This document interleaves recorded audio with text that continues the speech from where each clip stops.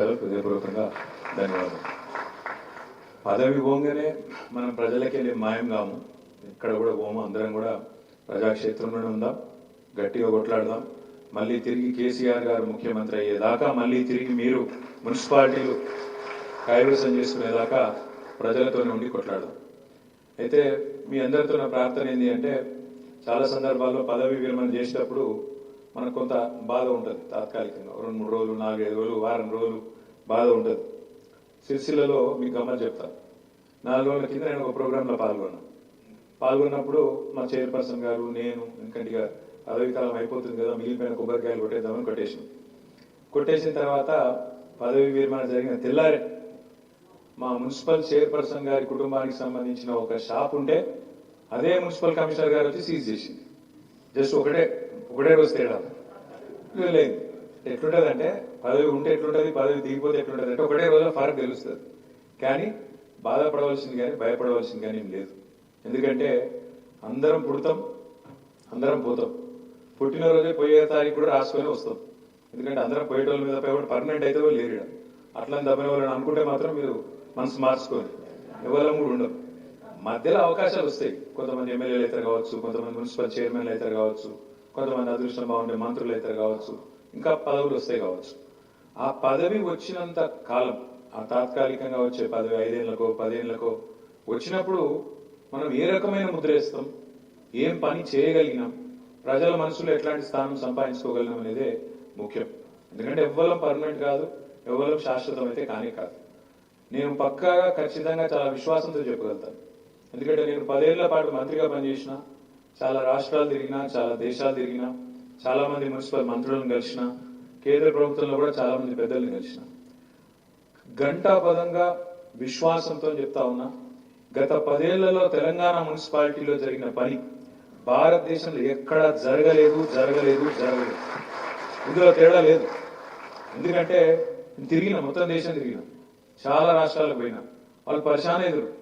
మన ఎంపీలను పట్టుకొని పక్క ఎంపీలు అడుగుదు, మీకు ఎందుకయ్యా ఇన్ని అవార్డులు వస్తున్నాయి, ఎట్లా వస్తున్నాయి అంటే కొన్ని చెప్తే విచిత్రం అనిపిస్తుంది. మన తెలంగాణ జనాభా భారతదేశంలో 3% కంటే తక్కువ. మొత్తం దేశం జనాభాతో కొలుసుకుంటే మనం 3% కూడా కాదు. కానీ అవార్డులు డిక్లేర్ చేస్తే 3% ఉన్న తెలంగాణ 30% అవార్డులు కొడుతుంది. పంచాయతీ అవార్డులు కానీ, మున్సిపాలిటీ అవార్డులు కానీ. మరి వాళ్ళు పరిచయం గారా, ఏం చేసిరా మీరు, ఎందుకు వస్తున్నాయి అవార్డు? ఎందుకు వస్తున్నాయి అంటే చిన్న కారణం. మున్సిపాలిటీని ఉర్దూలో బల్దియా అంటారు. బల్దియా పురపాలిక, దాని ఉర్దూలో బల్దియా అంటే ఇక మనకు మొదటి నుంచి ఇంతకుముందు సీనియర్ చెప్పినట్టు ఒక సామెత ఉన్నది. బల్దియా ఖాయా పియా చల్దియా అంటే ఇటు వచ్చిన వాళ్ళు ఏముండదు చేసేది, వచ్చుడు, తినుడు, తాగుడు, ఈగలు దోమలు కొట్టుడు, అవతల వడుడు తప్ప ఏముండదు వీళ్ళు చేసేది, వీళ్ళతో ఏం కాదు అనే ఒక విధంగా బల్దియా అంటేనే ఒక దురభిప్రాయం కలిగే విధంగా. మున్సిపాలిటీలు అంటేనే మురికి కూపాలన్నట్టు. మున్సిపాలిటీలు అంటేనే వీళ్ళకి ఏం చేత కాదు, ఏదో పేరు పదవులు ఉంటారు తప్ప వీళ్ళతో ఏం కాదు అన్నట్టుగా మన మీద ఒక ముద్ర వేసినారు. కానీ కేసీఆర్ గారు వచ్చిన తర్వాత మొదలు మాకు 2014లో కూర్చోబెట్టి దిశానిర్దేశం చేసినారు.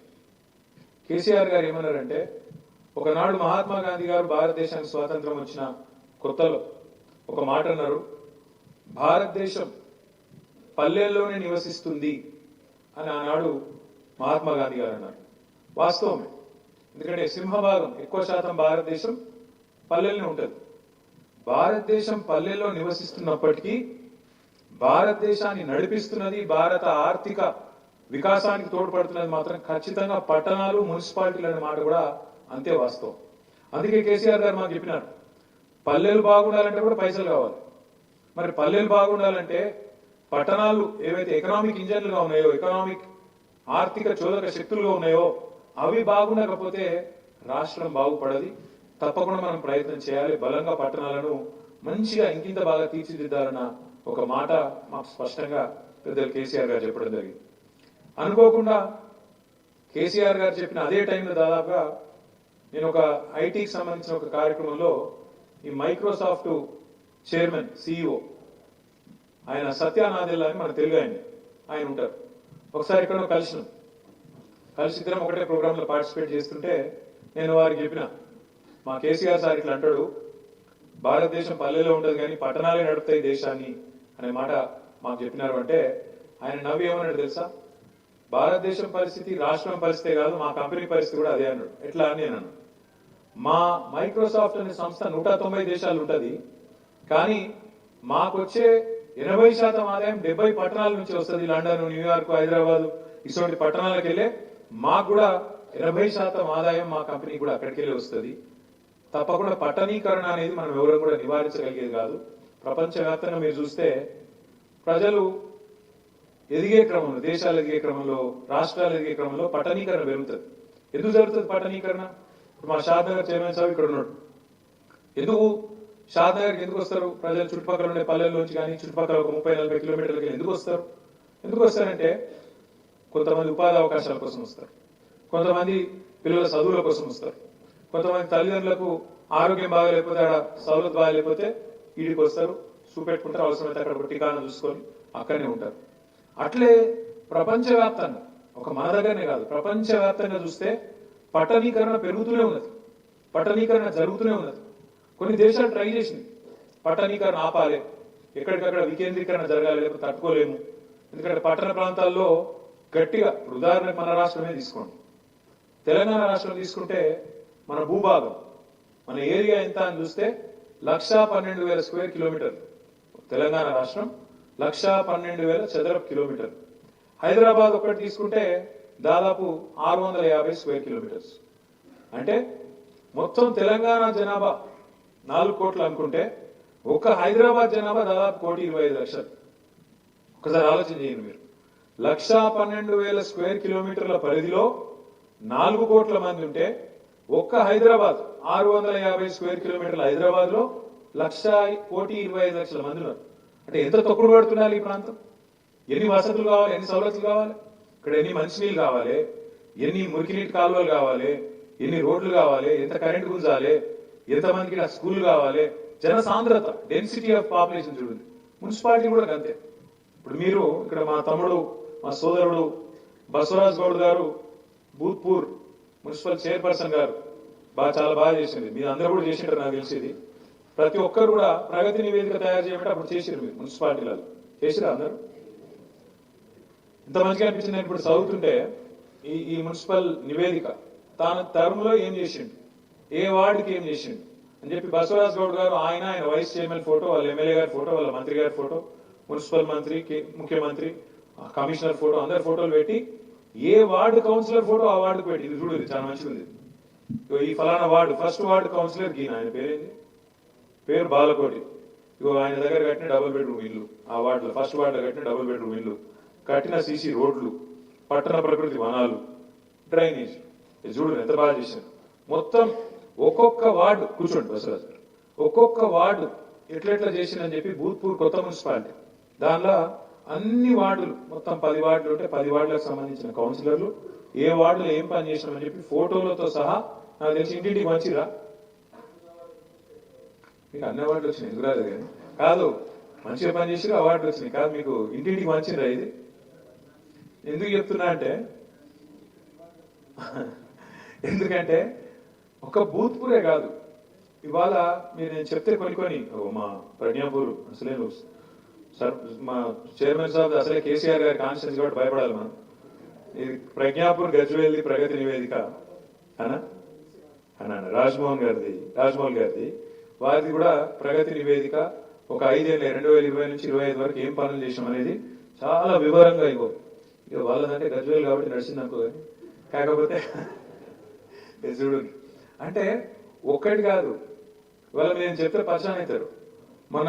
మన నిరంజన్ రెడ్డి గారు, మాజీ వ్యవసాయ శాఖ మంత్రి గారు నిరంజన్ రెడ్డి గారు, వారి వెంబడ మన జోగు రామన్న గారు, మన సత్యవతి గారు, అజయ్ గారు, మిత్రులు కోటిరెడ్డి గారు, ఇంకా మిగతా కొంతమంది మిత్రులతో అందరితో కలిపి రైతు ఆత్మహత్యలు పెరిగిపోతున్నాయి. మళ్ళా కాంగ్రెస్ ప్రభుత్వం వచ్చినాక ఇప్పటికి 420 రోజుల్లోనే 412 మంది రైతులు చచ్చిపోయినారు. ఎందుకైతే ఇట్లా తెలుసుకోవాలి, మనం తెలుసుకొని ప్రభుత్వాన్ని ఖచ్చితంగా ఒక నివేదిక ఇవ్వాలి, పార్టీకి ఒక నివేదిక ఇవ్వాలి, మీరు అన్ని జిల్లాలు తిరిగిరండి అని చెప్పి వారికి రిక్వెస్ట్ చేస్తే పెట్టుడే ఆదిలాబాద్కి వెళ్ళి మొదలుపెట్టారు. ఆదిలాబాద్కి వెళ్ళి నాకు మన పువ్వాడ అజయ్ కుమార్ గారు, మాజీ ట్రాన్స్పోర్ట్ మినిస్టరు ఖమ్మం, ఆయన ఫోన్ చేశాడు. రామన్న నేను ఇన్ని రోజులు మా ఖమ్మం కార్పొరేషన్ చాలా గొప్పగా ఉంటుంది అనుకుంటుంటే ఖమ్మం కార్పొరేషన్ బాగా చేసిన నేను ఒక ఫీలింగ్ లో ఉంటే కానీ ఇక్కడికి వచ్చి ఆదిలాబాద్ చూసిన అమ్మతో చెప్తున్నా మా జోగురామన్న నాకంటే బాగా చేసుకున్నాడే అని చెప్పి అజయ్ గారు ఫోన్ చేసి అయితే అనుకోకుండా నేను జగదీశ్వర్ రెడ్డి గారు ఆ ఫోన్ వచ్చినప్పుడు ఒకటే దగ్గర ఉన్నా అన్న ఇట్లా అంటున్నాడు అజయ్ ఇట్లా అంటున్నాడు అని నేనంటే మా జగదీష్ అని ఏమన్నాడు తెలుసా నేను నా సూర్యాపేట కంటే ఖమ్మం ఏదో బాగుందట అని చెప్పి అటు ఖమ్మం పోయినప్పుడు అనుకున్నా నేను మరి ఇప్పుడు ఖమ్మం కంటే ఆదిలాబాద్ బాగుందట అని చెప్పి అజయ్ చెప్తుంటే నాకు ఆశ్చర్యం అవుతుందని జగదీష్ అని అన్నాడు ఒక ఖమ్మము ఒక సూర్యాపేట ఒక ఆదిలాబాద్ కాదు నేను ఇవాళ చాలా కాన్ఫిడెంట్ గా చాలా ఆత్మవిశ్వాసంతో చాలా గర్వంతో చెప్తా ఉన్నా మన ప్రభుత్వం ఉన్నప్పుడు 10 ఏళ్లలో హైదరాబాద్ తో సహా చిన్న మున్సిపాలిటీ అయిన భూత్పూర్ కావచ్చు గజ్వేల్ ప్రజ్ఞాపూర్ కావచ్చు జమికుంట కావచ్చు హుజురాబాద్ కాన్స్టిట్యున్సీలో హుజురాబాద్ కావచ్చు బాన్స్వాడ కావచ్చు వనపర్తి కావచ్చు ఒకటి ఇది అదే కాదు వికారాబాద్ కావచ్చు ఇంకోటి కావచ్చు రాష్ట్రంలో ఉన్న అవార్డు కూడా వచ్చింది జనగామ మున్సిపాలిటీ కూడా భారతదేశంలో 3వ స్థానంతో అవార్డు వచ్చింది వీళ్ళు వాళ్ళని కాదు మా జమున గారు వీళ్ళు వాళ్ళు కాదు ప్రతి ఒక్క మున్సిపాలిటీకి భారతదేశంలో ఏ రాష్ట్రము చేయనంత గొప్పగా అత్యద్భుతంగా తీర్చిదిద్దిన మన పెద్దలు తెలంగాణ బాపు రైతు బంధు కేసీఆర్ గారికి గట్టిగా చప్పట్లతో మనందరం కూడా అభినందించాం. ఎందుకు జరిగింది అంటే ఏదో ఒక మనిషి ఇట్లా నోట్లకి డైలాగులు కొడితే పనులు కావు. చాలా మందికి ఉంటాయి కళలు కనుడు ఈజీ, కానీ ఆ కళలను సాకారం చేయాలంటే దానికి చాలా కథ కావాలి, దానికి పెద్ద వ్యవస్థ కావాలి, పైసలు ఇవ్వాలి, విధులు నిర్వచించాలి, నిధులు ఇవ్వాలి, ఒక విజన్ ఉండాలి, దానికి తగ్గ విధంగా పని జరగాలి, పని చేసేందుకు మీరు ఉండాలి. లేకపోతే ముఖ్యమంత్రి కళలు కనుక తెల్లారి వరకు రోడ్లు పడాయి, ముఖ్యమంత్రి కళలు కనుక తెల్లారి వరకు మోరీలు కావు, ముఖ్యమంత్రి గారు డైలాగ్ కొట్టగానే నోట్లకెళ్ళి జీవో రాదు, వెనకకెళ్ళి నిధులు రావు. ఇది కావాలంటే ప్రణాళికబద్ధమైన ఆలోచన విధానం ఉండాలి. కేసీఆర్ గారు మాకు నేర్పింది ఏంటంటే, మా అందరికీ మీ అందరికీ మనందరికీ నేర్పింది ఏంటంటే, plan your ward, plan your town, plan your village, plan your district, plan your mandal, plan your constituency. అంటే ప్రణాళిక. మీ పట్టణానికి ఏముండాలి? మీ పట్టణంలో పార్క్ ఉందా? మీ పట్టణంలో చచ్చిపోతే మంచి శ్మశాన వాటిక ఉందా? మీ పట్టణంలో చెత్త అంతా యాడ తీసుకుపోయి పారవస్తున్నారు, డంపింగ్ యార్డ్ ఉందా? ఆ డంపింగ్ యార్డ్ ఏం చేస్తాను? మీ పట్టణంలో మంచిల సౌలత ఎట్లుంది? మీ పట్టణంలో మురికినీటి సౌలత ఎట్లుంది? మటన్ షాపులు ఉంటాయి, చికెన్ సెంటర్లు ఉంటాయి, వాటి వ్యర్థాలు ఎక్కడ వారేస్తున్నారు, ఏం చేస్తున్నారు? ఇంత లోతు ఎవడన్నా ముఖ్యమంత్రి ఆలోచిస్తారాము? గట్ల కేసీఆర్ గారు మాకు కూర్చోబెట్టుకొని ఒక్కొక్క పట్టణంలో ఇప్పుడు మీ ఇల్లు మీరు ఎట్లయితే తీర్చిదిద్దుకుంటారో గట్లనే మన పట్టణాలను మన ఊళ్ళని కూడా తీర్చిదిద్దాలని చెప్పి, ఆఖరికి పల్లెల్లో ఎట్లయితే పల్లె ప్రకృతి వనాలు పెట్టుకున్నామో అట్లాగే పట్టణాల్లో కూడా పట్టణ ప్రకృతి వనాలు, డంప్ యార్డ్లు, శ్మశాన వాటికలు, మీ మీ మీ వార్డులో ఇంటింటికి నల్లా నీళ్లు, ఇంటి ముంగట మురికి నీటి కాలువ ఉందా లేదా, ఈ పద్ధతుల్లో ప్లాన్ చేసి సార్ ఏమన్నాడు, మనం ఏదో వచ్చే ఎలక్షన్ కోసం చేయకండి, ఒక 15-20 ఏళ్ల ప్రణాళిక రూపొందించి మొదట 5 ఏళ్ళు ఏం చేయగలుగుతాం, వచ్చే 5 ఏళ్ళు ఏం చేయగలుగుతాం. ఎందుకంటే అన్ని పనులు ఒకటేసారి కావు. పిండి కొద్ది రొట్టె, పిండి ఏంటి ఉంటే రొట్టె కాంతే అవుతుంది. అంతేగాని మనం అన్ని ఒక్కసారి చేయాలి చూమంతారంటే కాదు. నేను ఒక 7-8 ఏళ్ళు అమెరికాలో ఉన్నా. అమెరికాను అగ్రరాజ్యం అంటారు, మొత్తం ప్రపంచానికి ఆదర్శం అంటారు, అక్కడ అద్భుతాలు ఉన్నాయి, అదో భూతాల స్వర్గం అన్నట్టు చెప్తారు. కానీ అమెరికాలో కూడా సమస్యలు ఉన్నాయి. అమెరికాలో కూడా ఇల్లు లేని వాళ్ళు ఉన్నారు, అమెరికాలో కూడా రోడ్ల మీద వండుకుంటూ ఉన్నారు, అమెరికాలో కూడా అడుక్కుంటూ వాళ్ళు ఉన్నారు, అక్కడ కూడా సమస్యలు ఉన్నాయి. అయిపోలే. మనిషి భూమి మీద ఉన్నంత కాలం, మనిషి భూమి మీద ఉన్నంత కాలం, ఆ మనిషి నెత్తిలో మీటర్ తిరుగుతున్నంత కాలం సమస్యలు ఒడిచిపోవు. ఒక సమస్య అయిపోతే ఇంకో సమస్య వస్తుంది. ఇప్పుడు మీరున్నారు కౌన్సిలర్లు, చైర్మన్లుగా పనిచేసారు, వైస్ చైర్మన్గా పనిచేసారు, మీ దగ్గరకు వస్తారు, అలా నాకు పెన్షన్ పెట్టి అంటారు, పెన్షన్ మీరు పెట్టిస్తారు, తెల్లారదు పోతే వాళ్ళు ఇంకో సమస్యతో వస్తారు, అది కూడా చేస్తావు, ఇంకో సమస్యతో వస్తారు. ఇంకోటి మీకు మనుషుల తత్వం తెలుసు. మీ వార్డులో 500 మందికి పెన్షన్లు వస్తున్నాయి అనుకో, రానోళ్ళకి 20 మంది ఉంటారు, లోలు ఎవరిది ఉంటుంది? ఆ 20 మంది ఉంటుంది. నువ్వు మీటింగ్ పెట్టు, ఎట్లుంటుంది? అంగడంగడు చేసి మొత్తం లొల్లు చేసి అసలు సృష్టికి ఏమనిపిస్తుంది అంటే అసలు వాటిలో ఎవరికి పెన్షన్లు తెలియవు. రేషన్ కార్డు మన ప్రభుత్వం ఉన్నప్పుడు 6.5 లక్షల మందికి రేషన్ కార్డు ఇస్తున్నాం మనం, 6.5 లక్షల మందికి. కానీ కాంగ్రెస్ వాళ్ళు అడుగురు ఇప్పుడు ఒక్క రేషన్ కార్డు ఇవ్వలే టీఆర్ఎస్ ప్రభుత్వం అంటారు. అది ఇచ్చినప్పుడు ఆయన సంవత్సరాల వారీగా లెక్క ఇది ఉన్నట్టు వినలే. అందుకే నేను మొన్న ఏం చేసిన, బట్టి విక్రమార్క గారు పాపం డిప్యూటీ సీఎం, ఆయన ఆనాడు ఎమ్మెల్యేగా ఉన్నప్పుడు మధుర నియోజకవర్గంలో అక్కడ మన జిల్లా పరిషత్ చైర్మన్ కమల్ రాజ్ గారు ఆయన కలిసి ఇద్దరు రేషన్ కార్డుల పంపిణీలో పాల్గొన్న కార్యక్రమాన్ని ఆయననే పెట్టిండు ఆయన సోషల్ మీడియాలో. దాన్ని తీసుకొని నేను రిలీజ్ చేశాను. ఇయ్యలేదంటే మరి అబద్ధం నువ్వు చెప్తున్నావా మేం చెప్తున్నావా? 6.5 లక్షల కార్డులు ఇచ్చినాం. కానీ రానోళ్ళు ఉండొచ్చు, 1 లక్షలు 2 లక్షలు ఉండొచ్చు, వాళ్ళది ఉంటుంది. ఎందుకు చెప్తున్నా అంటే సమస్యలు అయిపోవు. మున్సిపాలిటీలో కూడా మీరు మంచిగా పనిచేసిండ్రు, బ్రహ్మాండంగా పనిచేసిండ్రు, కానీ అవన్నీ భూతల స్వర్గాలు అయిపోయినాయంటే కాలే. ఇంకా సమస్యలు ఉంటాయి, ఇంకా పని బాకీ ఉంటుంది. నేను సిరిసిల్ల నుంచి ఎమ్మెల్యేగా కూడా ఉన్నా. మా మున్సిపల్ చైర్మన్ అంత పంచాయతీ అన్న మనం అండర్ గ్రౌండ్ డ్రైనేజ్ చేయాలి. నేను చెప్పిన వద్దు, ఇప్పుడు 3వసారి గెలుస్తాం, ఎట్లాగూ గెలిచినాక అప్పుడు చేసుకుందాం అని ఆపిన. ఇంకా అక్కడ కూడా అండర్ గ్రౌండ్ డ్రైనేజ్ చేయలేదు. ఇవాళ మొన్న వచ్చిన మీద లోలి అని చేద్దామంటే మీరు అద్దండ్రి మనం 3వసారి రాకపోయా అంటే నేను చెప్పిన 3వ తాప కాకపోతే 4వసారి వస్తాం, మళ్ళీ 2022లో పక్కా వస్తాం, అప్పుడు చేసుకుందాం, మీరు ఫిగర్ చేయకూడదు అని చెప్పాను. మీకు కూడా నేను ఏం చెప్తున్నా అంటే అప్పుడప్పుడు శ్రీనివాస్ గౌడ్ గారు చెప్పినట్టు, పెద్దలు మత్స్యనాచారి గారు, జగదీష్ అని చెప్పినట్టు అప్పుడప్పుడు చీకటిని అనుభవిస్తేనే వెలుగు విలువ తెలుస్తుంది. చీకటిని అనుభవిస్తేనే వెలుగు విలువ తెలుస్తుంది. ఆకలి అప్పుడప్పుడు అనుభవిస్తేనే అన్నం విలువ కూడా తెలుస్తుంది. అన్నం విలువ అమ్మ విలువ, అన్నం విలువ అమ్మ విలువ ఉన్నప్పుడు తెలియదు, లేకపోతేనే కొద్దిగా కడుపు కాలితేనే అప్పుడే తెలుస్తుంది. ఇవాళ తెలంగాణలో జరుగుతున్నది కూడా గదే. ఇవాళ ఎక్కడో ఉన్న ఒక ఆడబిడ్డ మన నాచారంలో, మా ఉప్పల్ నియోజకవర్గంలో నాచారంలో రోడ్డు మీద పాపం టేలా పెట్టుకొని నడుపుకుంటాను, చెప్పులు కుడతాను. ఆ చెప్పులు కుట్టే తేలను రేవంత్ రెడ్డి ప్రభుత్వం వచ్చి బుల్డోజర్ పెట్టి ఆయన కులబెట్టి ఎత్తేసింది. ఆ అమ్మ అరుస్తున్నది గట్టిగా, కేసీఆర్ సారు ఎక్కడున్నావు నువ్వు రా అని చెప్పి అరుస్తున్నది. అంటే ఇవాళ కేసీఆర్ గారిని రాష్ట్రంలోని పేదలు, ముఖ్యంగా ఎవరి కోసమైతే కేసీఆర్ గారు పనిచేసిండో ప్రతి ఒక్కరు యాద్ చేసుకుంటున్నారు. రైతులు యాద్ చేసుకుంటున్నారు. నిన్నగాక మనం చూసిన నేను మా బోర్ల రామరెడ్డి, మూసంపల్లి అనే ఊరు నల్లగొండ పక్కకు ఉంటుంది. ఆ రామరెడ్డి గారు చెప్తున్నాడు, చంద్రుడు అప్పుడప్పుడు మబ్బుల సాటు పోతాడు, మళ్ళీ బయటకు వస్తాడు, గట్లనే ఇది కూడా కేసీఆర్ గారు తొందరలే తప్పకుండా మళ్ళీ వస్తాడు, ఖచ్చితంగా ముఖ్యమంత్రిగా మళ్ళీ బాధ్యత తీసుకుంటాడు అనే మాట ఆ రామరెడ్డి గారు చెప్తా ఉన్నారు. నేను మీ అందరితో కూడా ప్రార్థించేది ఏంటంటే మీ పదవీ కాలంలో, మీ టర్మ్ లో మీరు అద్భుతంగా పనిచేసిన మీరు గర్వపడవచ్చు. మేము అద్భుతాలు చేసినాం, ఏమేమి చేసినాం అంటే చెప్పి పెట్టచ్చు. ఈ రోడ్ మేము వేసినాం, ఈ హాల్ కట్టినాం, ఈ డ్రైనేజ్ కట్టినాం, ఈ పార్కు, ఈ డంపింగ్ యార్డు, ఈ శ్మశాన వాటిక, వైకుంఠ ధామాలు, ఇవన్నీ మేమే చేసినాం. గర్వంగా చెప్పుకునే విధంగా మార్కెట్లు, ఇంటిగ్రేటెడ్ మార్కెట్లు ఒకటిగా చెప్తే ఇంకా చాలా ఉన్నాయి, చేసుకున్నాం. కొన్ని పనులు చేయకపోవచ్చు, మనందరం ఎవరు దేవుళ్ళం కాదు. తప్పులు చిన్న చిన్నవి జరిగిండొచ్చు, లోటుపాట్లు చిన్న చిన్న ఉండొచ్చు, పొరపాట్లు ఉండొచ్చు. ప్రజలు అందుకే మనకు 3వసారి అధికారం ఇవ్వకపోవచ్చు, తప్పేం కాదు. ప్రజలు 2 సార్లు ఇచ్చింది, మరి 2 సార్లు ఇచ్చినప్పుడు మంచోళ్ళు, ఇవ్వకపోతే చెడ్డోళ్ళు అని అంటే తప్పు. 2 సార్లు ఇచ్చింది వాళ్ళే, ఈసారి వద్దన్నది వాళ్ళే, కానీ ఈసారి తెచ్చుకున్న వాళ్ళతో అనుభవిస్తుంది వాళ్ళే. నేను మొన్న నల్లగొండ పోతుంటే పెదకాపరితో ఒక ఊరు, జెండా ఎగిరే అంటే ఆడ ఆగిన. జెండా ఎగిరేసి మళ్ళీ కారెక్కుతున్నా, ఈ లోపల ఒక రైతు పట్టుకుంటే ఏమన్నా ఏం సంగతి అంటే ఏం బాగున్నది ఏం బాగలేదు అన్నాడు.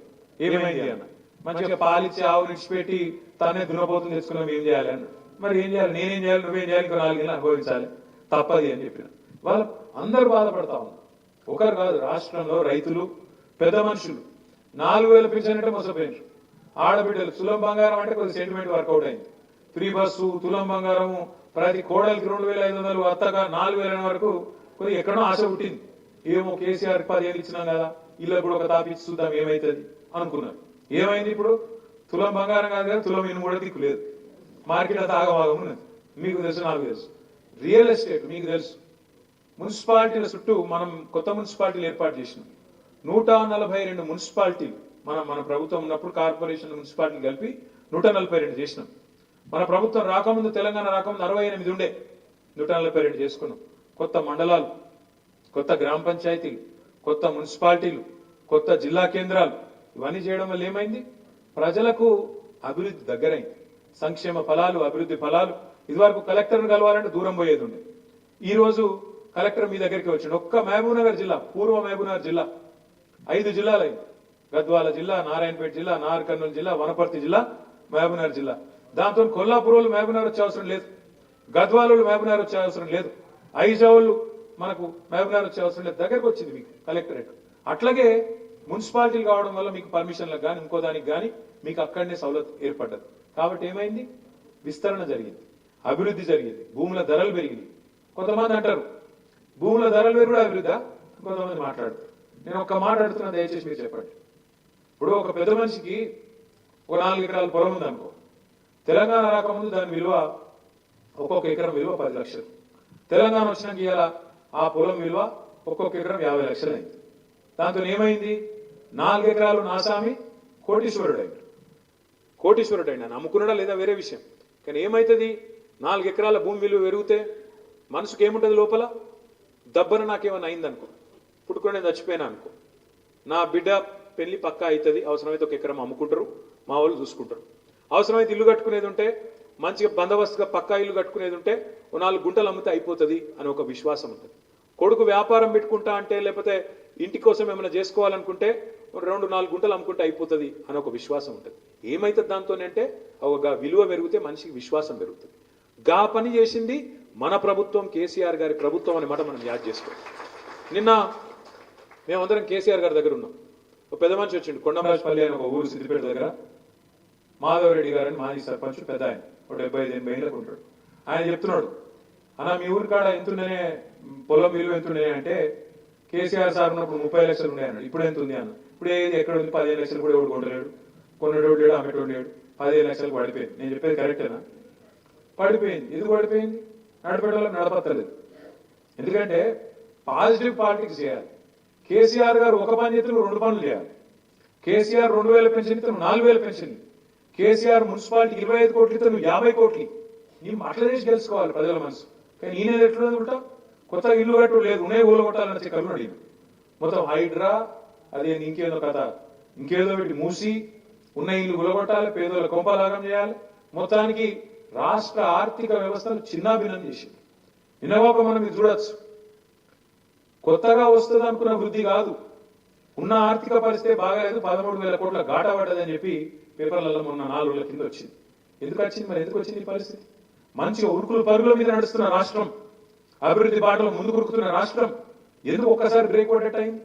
ఎందుకంటే నడిపేటోళ్ళ మనసు, నడిపేటోళ్ళ ఆలోచన విధానం, నడిపేటోళ్ళ ప్రణాళికలు చక్కగా ఉంటే అన్ని చక్కగా ఉంటాయి. లేకపోతే ఈ అవస్థలన్నీ వస్తాయి. పట్టణ ప్రగతి, పల్లె ప్రగతి పేరు మీద టంచంగా జీతాలు వచ్చేది. నెలకు జీతం పడ్డట్టే నెలకు మంచిగా ఫస్ట్ వీక్లోనే మీకు అకౌంట్లో పైసలు పడుతుంది. నేను నల్గొండ పోయినా, రైతు ధర్నా చేసిన వాడ వచ్చినాం. నల్గొండ పట్టణం ఎట్లా మారిందో నాకంటే బాగా మా తమ్ముడు సైదిరెడ్డి ఉన్నాడా, మున్సిపల్ చైర్మన్. ఒకరోజు కేసీఆర్ గారు మా గ్యాదర్ కిషోర్ గారి ఇంట్లో ఏదో కార్యం ఉంటే ఆయనకు వచ్చింది.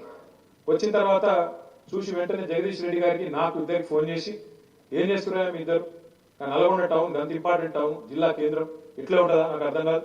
వెంటనే మీ ఇద్దరు పాదయాత్ర వేయండి, రేపు పోయి ఇద్దరు పోయి ఒక 5-6 కిలోమీటర్లు పాదయాత్ర వేసి మొత్తం ప్రజలను కలిసి ఏం కావాలో చూసిరండి అని చెప్పి నేను జగదీష్ అన్న తర్వాత ఇంకెవరు ముగ్గురం కలిసిపోయాను. పోయి కలిసి మొత్తం భూపాల్ రెడ్డి గారు మా ఎమ్మెల్యే ఆ రోజు అందరం కలిసి 5-6 కిలోమీటర్లు పాదయాత్ర చేసి ప్రజలను అడిగి ఆ చుట్టుపక్కల ఉండే షాపులు వాళ్ళు వీళ్ళు అందరిని అడిగిన ఏం కావాలో మరి ఇట్లా కేసీఆర్ సార్ పంపిండు, ఏం చేయమంటారు మాకు, మీకోసం ఏం చేయమంటారు అంటే, సార్ ఫస్ట్ ఈ రోడ్లు బాగా చేయండి అన్నారు.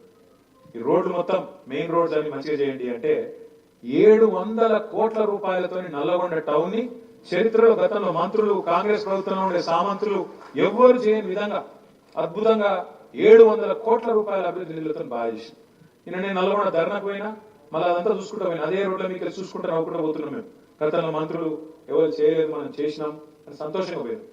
పోయి నేను వాపసు వచ్చిన లేదో ఆ మంత్రి గారు ఓ ఇక నా మీద తిట్టదండకం, వీడెంత బచ్చగాడు ఇచ్చగాడు ఓ ఏదో మాట్లాడాడు. సరే పర్వాలేదు. ఆ మంత్రి గారి స్టేట్మెంట్ ఒక దిక్కు వస్తుంది, కింద ఇంకో వార్త వస్తుంది. ఏదిరా అని చూస్తే నల్లగొండ మున్సిపాలిటీలో అక్కడ ఉండే పారిశుద్ధ్య కార్మికులు, సఫాయి సిబ్బంది 4 నెలల నుంచి జీతాలు ఏమో ధర్నా చేస్తాను. ఒక గంట గొప్పగా వారు అంటే తిట్టేందుకు, నోరు వారేసుకున్నందుకు ఎంతనో వారేసుకోవచ్చు, నోరే కదా. కానీ పని చేయాలంటే సొంత మంత్రి నియోజకవర్గంలో నల్లగొండ మున్సిపాలిటీలో 4 నెలల నుంచి జీతాలు లేవు మున్సిపాలిటీ. ఆ మంత్రికి సోయి కూడా లేదు. ఇంకా ఆయన మంత్రి ఇంకా బలమాన తిట్టుడు, బచ్చగాడు, ఇట్లా అట్లా. నేనేమంటున్నా అంటే తిట్టుడు ఈజీ, నోరు వారేసుకున్నాడు ఈజీ, కానీ పని చేసుడు కష్టం. ఇవాళ ఉన్న ప్రభుత్వానికి ఇలా తెలిసి వస్తున్నది. 420 హామీలు ఇచ్చిండ్రు, 1 కాదు 2 కాదు. ఇది ఇస్తాం అది ఇస్తాం. కేసీఆర్ గారు 498 పథకాలు పెట్టిండు కాబట్టి, పుట్టుక నుంచి సాగు దాకా అన్ని చూసుకున్నాడు కాబట్టి మేము అంతకంటే ఎక్కువ చేయాలన్న తాపత్రయంలో 420 హామీలు ఇచ్చారు. ఇస్తే ఏమైంది? ఇప్పుడు అధికారం వచ్చింది కానీ నడపస్తలేదు. ఇక అటు చూస్తాను ఇటు చూస్తాను, ఒకటే పని చేస్తాను. ఎవరి కౌంటర్ వాళ్ళు దేశాలు సంపుడు చంపుతున్నారు, టకీ టకీ పడతాయి అన్నాడు. పడుతున్నాయి టకీ టకీ, ఎడ పడుతున్నాయి? ఢిల్లీలో పడుతున్నాయి పైసలు, ఈడ పడతలేవు, రైతుల ఖాతాలో పడతలేవు, ఆడబిడ్డలకు పైసలు వస్తలేవు. ఏమన్నాడు రేవంత్ రెడ్డి? ఆదుకుందా ఎక్కడైనా నాకు అర్థం కాదు. లగ్న పత్రిక పెట్టుకుంటే పైసలు పడాలి, పిల్లలు పుట్టినాక పైసలు పెడుతున్నాయి కళ్యాణ లక్ష్మి. నేను వచ్చినాక రేపు లగ్న పత్రిక పెట్టుకోండి, వెంటనే పైసలు తులం బంగారం ₹1,00,000 ఇస్తా అని చెప్పిండు. మరి ఇప్పుడు బంగారం దొరకలేదా, లేకపోతే బంగారం షాపులలో ముఖ్యమంత్రికి పతారే లేదా? ఒక్కళ్ళకన్నా వచ్చినాయా బంగారం, తులం బంగారం? ఎవ్వరకు రాలే. ఇట్లా ఒకటి కాదు, రెండు కాదు, 420 హామీలు, 420 హామీలు ఇచ్చి నిన్నటితో కరెక్ట్ గా 420 రోజులు గడిచింది. అందుకే నిన్న మన వాళ్ళందరూ ఎక్కడోళ్ళక్కడ మహాత్మా గాంధీకి పోయి దండం పెట్టి చెప్పారు, అయ్యా గాంధీ గారు, మరి నీవు మరణించిన రోజు ఈరోజు నీ వర్ధంతి అయినప్పటికీ మీకు విజ్ఞప్తి చేస్తున్నాం, ఆ డూప్లికేట్ గాంధీ ఎవరైతే ఉన్నాడో రాహుల్ గాంధీ, ఆయన మనసులకు కళలకు పోయి ఆయనకు చెప్పు, రాహుల్ గాంధీ గారు వచ్చి రేవంత్ రెడ్డికి ఆదేశం ఇచ్చినట్టు ఆయనకు బుద్ధి చెప్పు అని చెప్పి నిన్న మన వాళ్ళందరూ కూడా బ్రహ్మాండంగా కార్యక్రమం నిర్వహించారు. మీ అందరు కూడా హృదయపూర్వకంగా అభినందనలు. నేను చివరిగా ముగించే ముందు మీ అందరితో ప్రార్థన చేసేది ఒకటి, పదవి అయిపోవచ్చు కానీ ప్రజల అభిమానం మాత్రం మీ మీద పోలేదు, ఖచ్చితంగా ఉంటది. మీరు కూడా ప్రజలతో కలిసి ఉండాలి. చైర్మన్లు, వైస్ చైర్మన్లు, కౌన్సిలర్లు దయచేసి ప్రజలనే ఉండండి. రేపు ఎలక్షన్ మళ్ళీ పెట్టక తప్పది, ప్రభుత్వానికి తప్పకుండా పెట్టాల్సి వస్తుంది, రాబోయే 2 నెలలను పెట్టాల్సి వస్తుంది.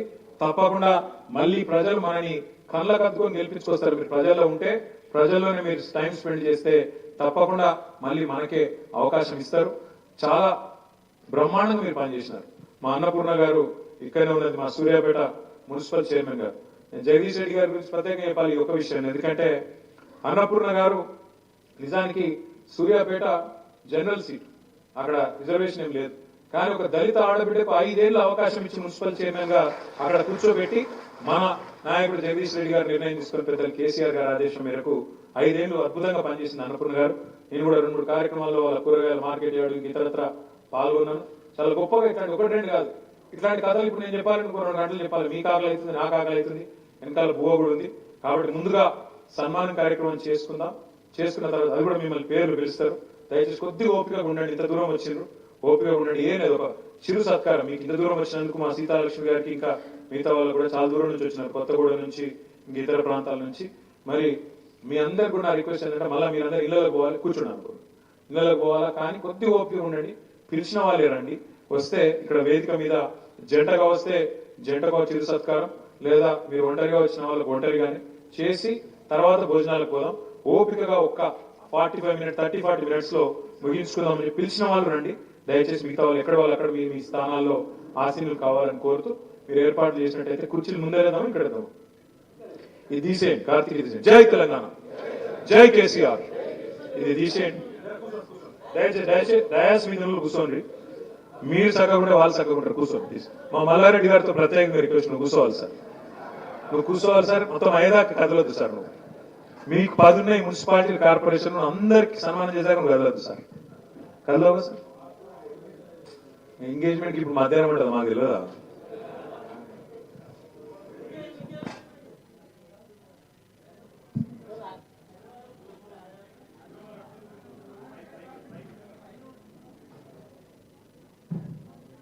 దయచేసి అందరూ కూర్చోవాలి, పిలిచిన వాళ్ళు మాత్రమే రావాలి.